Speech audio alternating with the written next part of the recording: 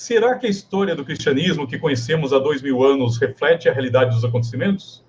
E se Jesus Cristo, tal como conhecemos, está mais para uma construção teológica cheio de narrativas do que uma figura histórica? Os evangelhos, os textos mais antigos sobre ele, nasceram em um contexto específico: o poder absoluto de Roma e a subjugação dos judeus. Mas, curiosamente, nessas narrativas, os judeus não são apenas subjugados, são retratados como vilões, inimigos de Deus e da humanidade. Por que os autores evangélicos pintaram uma imagem tão degradante dos líderes judeus? Seriam eles meros instrumentos de uma propaganda bem arquitetada pelos primeiros líderes cristãos, ou há algo mais profundo e estratégico na construção dessa narrativa? Em guerras, sabemos que as histórias são contadas pelos vencedores. Mas, no caso do cristianismo, parece que temos uma inversão.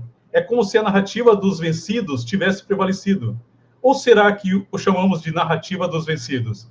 É, na verdade, outra faceta da hegemonia romana. 1984, de George Orwell, aborda essa questão em relação à manipulação do passado. A famosa citação: quem controla o passado, controla o futuro. Quem controla o presente, controla o passado. Resume o poder do partido em reescrever a história para consolidar sua autoridade.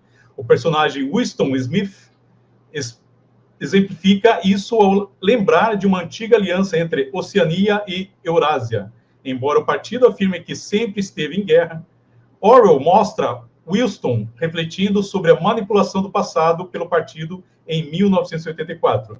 Embora ele se lembre claramente de que a Oceania esteve aliada à Eurásia, há apenas 4 anos, o partido afirma oficialmente que essa aliança nunca aconteceu e que a Oceania sempre esteve em guerra com a Eurásia.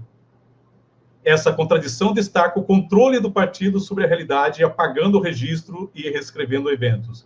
Para Winston, esse poder de manipular o passado é mais aterrorizante do que a tortura ou a morte, pois, destruindo a verdade, reduzindo o conhecimento a algo existente apenas em sua mente, está prestes a ser apagado para sempre.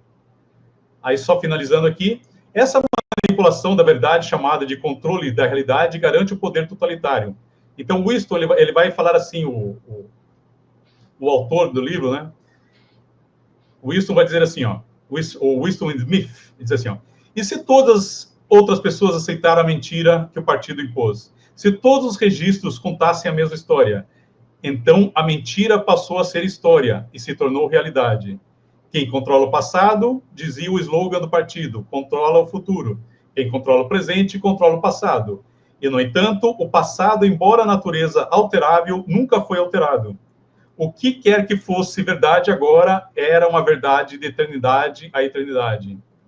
Quando olhamos para o avanço do cristianismo desde o final do primeiro século, notamos algo estranho. Não foram os judeus, mas os romanos que promoveram, copiaram e preservaram os documentos cristãos. O centro do cristianismo não está em Jerusalém, mas em Roma. Por que será? Se os judeus realmente deram início ao cristianismo, onde estão os registros em seus textos fundamentais, como o manuscrito do Mar Morto ou Talmud? E por que os achados mais significativos relacionados ao cristianismo primitivo estão ligados aos romanos, especialmente aos militares e figuras da elite romana, e não a comunidades judaicas? As primeiras inscrições cristãs, os monumentos e até as mesmas catacumbas onde os cristãos se reuniam apontam para sempre o envolvimento dos cidadãos romanos. E então devemos perguntar: será que o cristianismo é a única religião em que o vencedor é disfarçado de vencido?